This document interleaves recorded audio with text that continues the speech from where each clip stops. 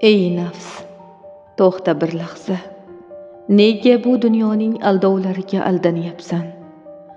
Qalbdagi bo'shliqni har xil zavqlar bilan to'ldirmoqchisan-u, ammo yana bo'sh qolaveradi. Chunki seni faqat Robbing eslatmalari tinchitadi. Eshit, Robbing seni qanday mehr bilan chaqiryapti.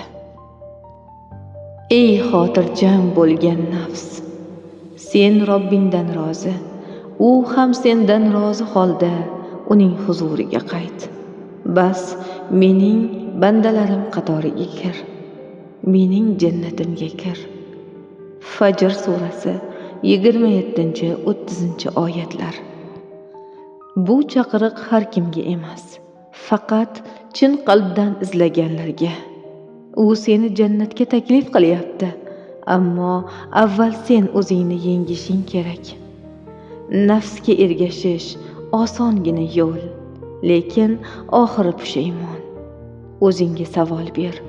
Bu dunyoda vaqtinchalik lazzatlar evaziga abadiy saodatdan kechishga arzimaydi. Robbing seni sog'inmoqda, sen ham uni sog'inyapsanmi? Endi qaror senga bog'liq. Nafs orqasidan yurishmi yoki Robbingning rozi bo'lgan yo'lidan yurishmi? Sen nafsingga emas, nafsing senga ergashsin.